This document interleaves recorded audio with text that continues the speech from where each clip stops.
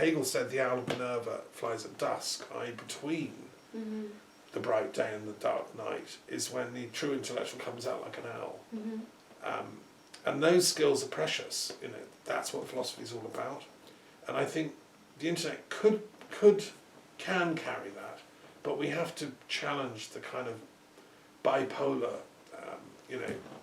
It's like the antidote for me was Buddhism, because someone explained to me, my first ever Buddhist teacher, explained to me that Buddhism is the smudge world.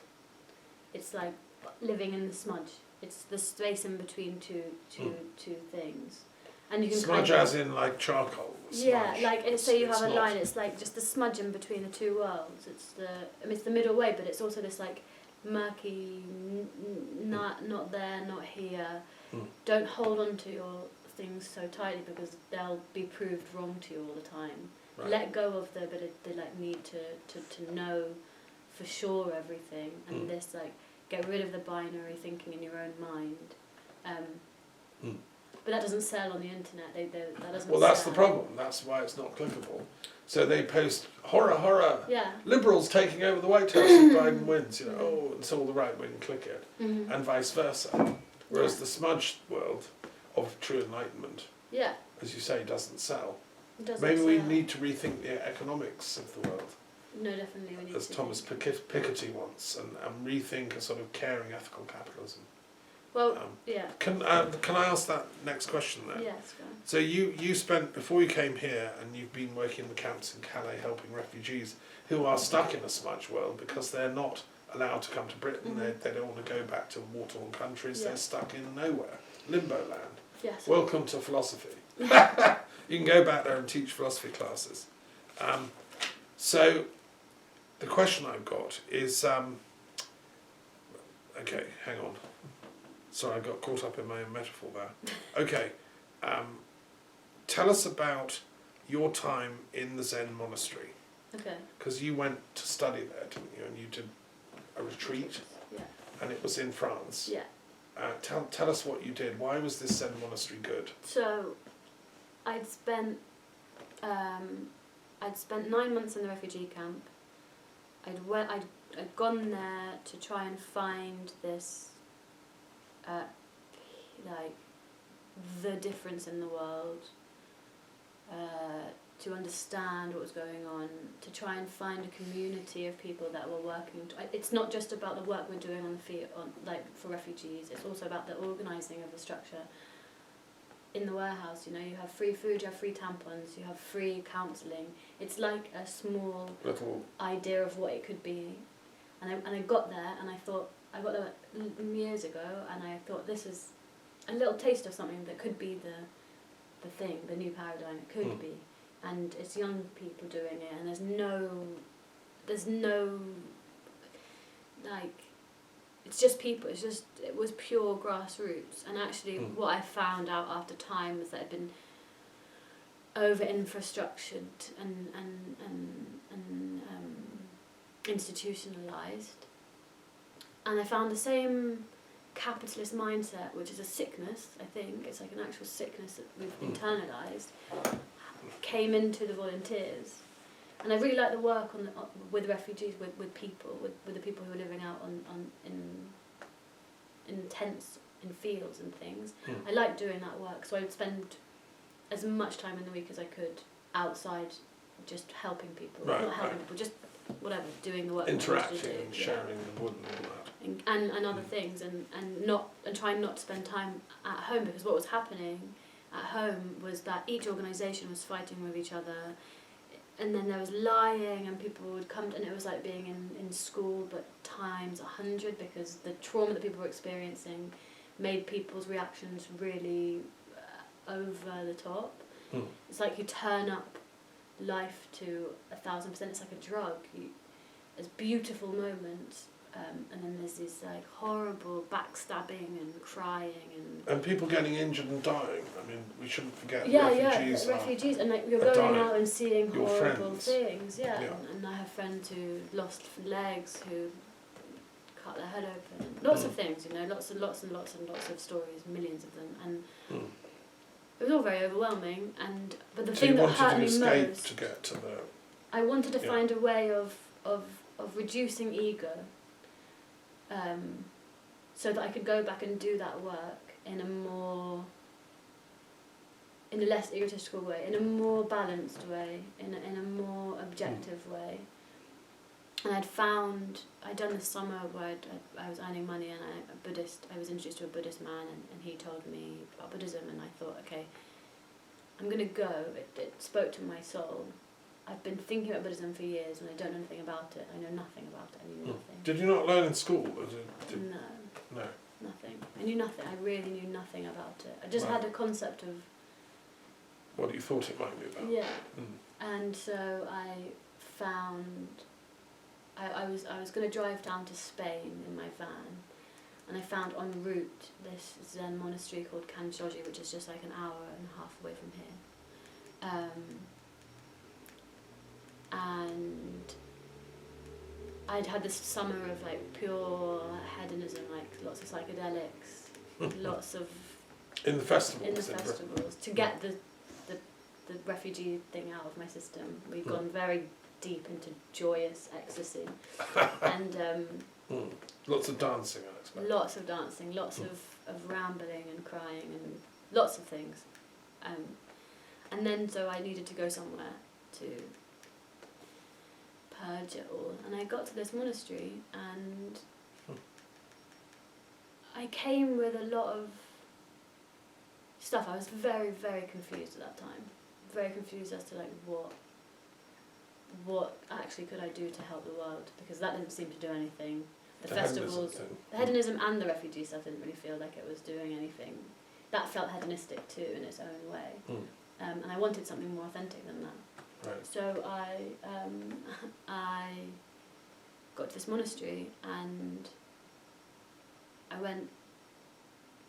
So you had the first 2 days were completely on your own, silent. Really?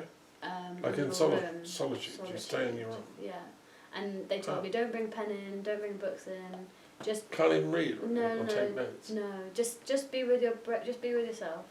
And I went, because I'm like anarchist, and I went, no, I'm gonna bring my paper in.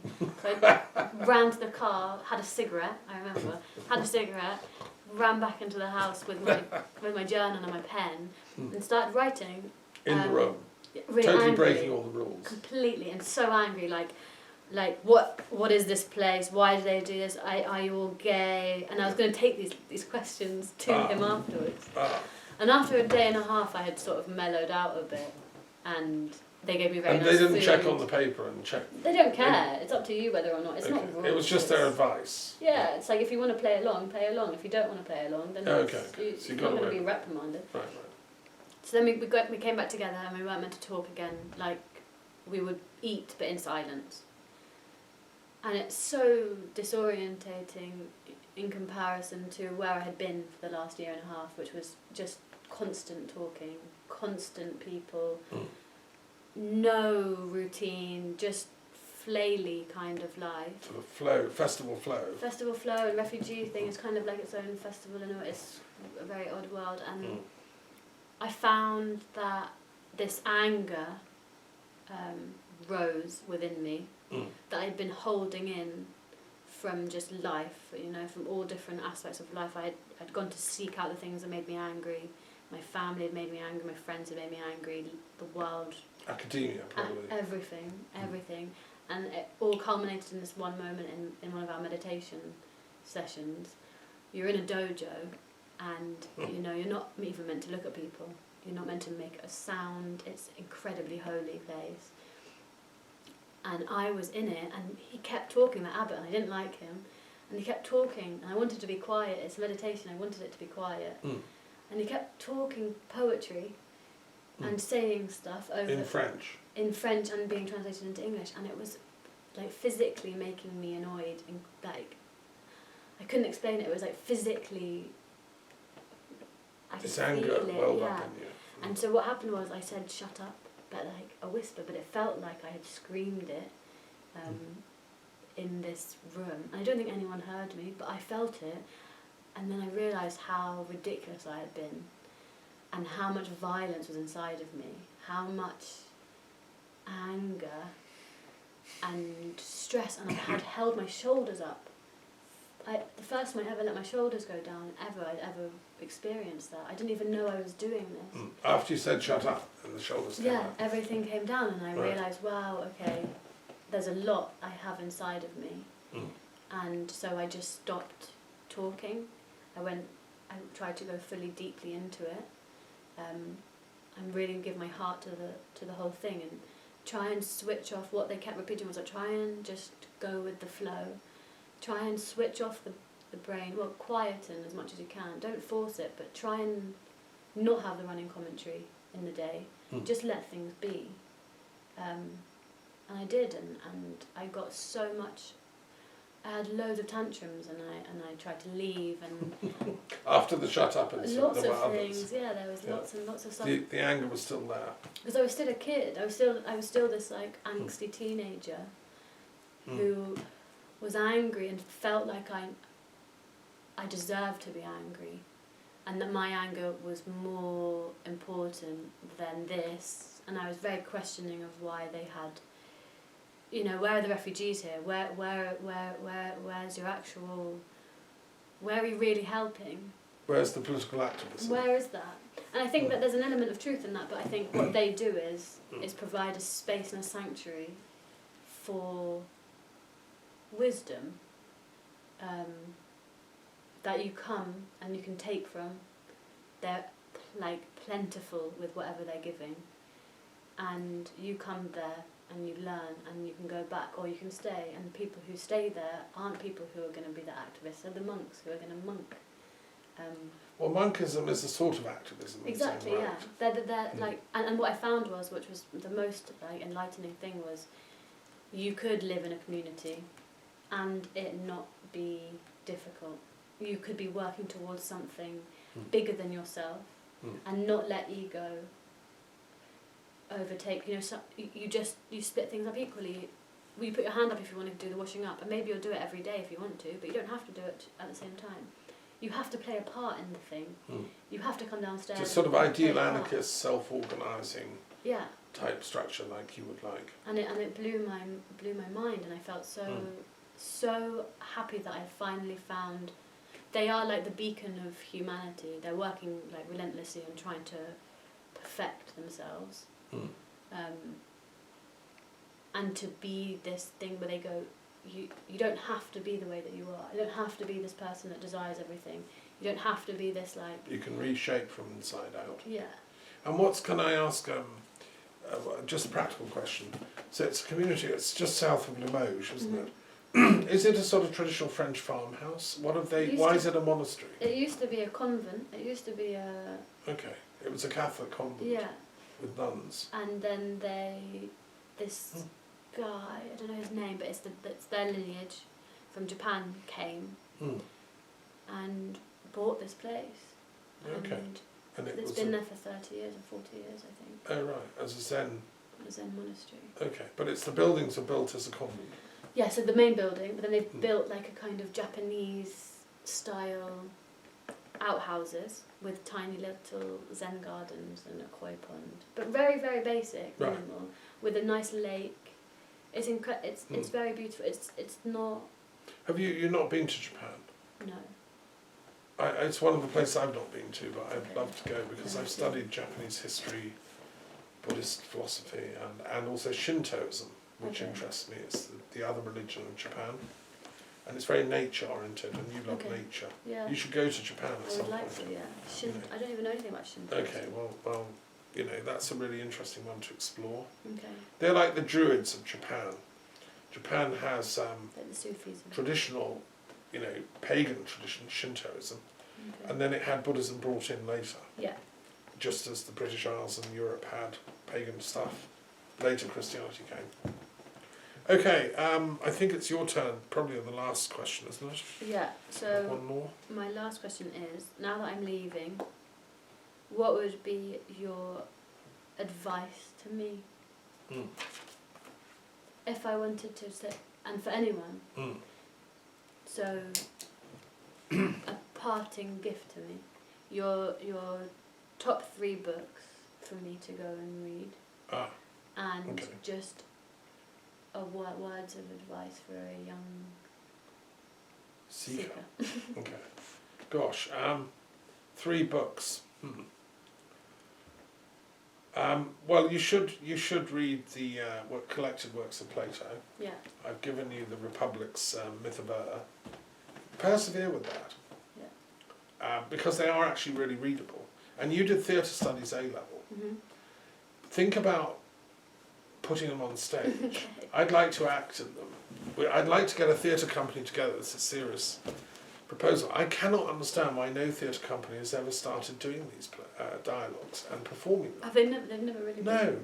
They're done in Greek by University College's Greek Society. Right. Like once, only one, Okay. every now and then. But the point is not many people speak ancient Greek. No. They're brilliantly translated, and we could sort of adapt them a little bit. Yeah. Like Peter Brook adapted the Mahabharata. He put it on as a play and it was filmed. Oh wow. And it's a masterpiece. I don't know Peter about Brook's that. Okay. I'll write It's it on the down. internet. Mahabharata, the great epic. Yeah. He adapted the script of it and turned it into modern, incredible theatre, which was then filmed. And it's one of the most brilliant achievements of British filmmaking and theatre making. We could do the same with Plato's dialogues. Peter Brook's getting very old. He lives in Paris. But we need a young Peter Brook to come and work with me, us, you, and put them on, because they're so witty. And just like you were saying, people ought to read the Bible, the Gospels, because that's the root of our culture. We all ought to see, either read the whole thing, but most people don't have time or intellectual discipline enough to read a 500-page collected books of Plato. But if we put it on as a play, it would be a blockbuster, Anyway, there we are. That's one present I've given to you. Okay. The other books you should read. Well, you ought to read the Hermetica, they're called, which are these ancient Egyptian texts, which are mind-blowingly interesting, because the Hermetic tradition was the first really profound interfaith tradition. It married up ancient Egyptian thought. Thoth was the god of knowledge, learning. Ra and all the other gods we know. Did you do ancient Egyptian stuff? You went through an Egyptian phase at school. Yeah. Most kids do. Yeah, I went to the British Museum. You used to go and look at mummies and things. Yeah. Okay, well, we all do that. And then, but they married that with Greek philosophy, because all the great Greek intellectuals like Plato and Orpheus and Pythagoras, they all went to Egypt. Yeah. And they studied in the temples, as you've been learning from reading Shure, right? Mm-hmm. And his mum loved that book, mother of Prince Philip's mum, who sadly died. Sadly. I grumbled about him last week, but he did have a spark of certain genius, which sadly the system wouldn't let flourish. So read the Hermetica, right? And his son Charles has inherited a passion for that. In Charles's book on harmony, he mentions the Hermetic tradition. Right. He knows all that. He's a Freemason. No, Charles refused to join the Freemasons, actually. Oh. He wouldn't. He said, no, it's not for me. Like me, he wanted to be a free Freemason. Right, okay. Like, the wisdom of it is great, but not the sort of clubbing. Yeah, just like a gentleman's club. Well, and that's wrong. It should be gender, mixed and all that. Yeah. Okay, and the third book you should read, the one you're going to write. The one you're going to write, because you have a lot of brilliant ideas, life experience for someone of your age. I hope one day you'll go on and write a novel, about your spiritual seeking, for instance, or something, you might do a PhD, you might go back to Middle Eastern studies, you might want to research gender politics in the Middle East, which there's a huge amount of stuff to sort out. You're thinking of volunteering, aren't you, in a safe house for LGBTQT people in Lebanon, right? Well, that would be pioneering. If you do that for a year and wrote it up, there are huge issues which need your attention. And it's all about peace. So I think the third book should be the epic work you're going to do on peace one day. when we finally bring peace to the Middle East and open the Golden Gate and heal the Palestinian-Israeli conflict, Inshallah. and build the peace tent on the Dome of the Rock. Yeah. So inshallah is that's the way to end, I think. Okay. So happy Ramadan, and thank you so much for visiting. Yeah, thank you. It's been an honour to have you here. Let's just, thanks for coming. Mhm. Come I'll be back sometime. back. Good, Yeah. good. Right.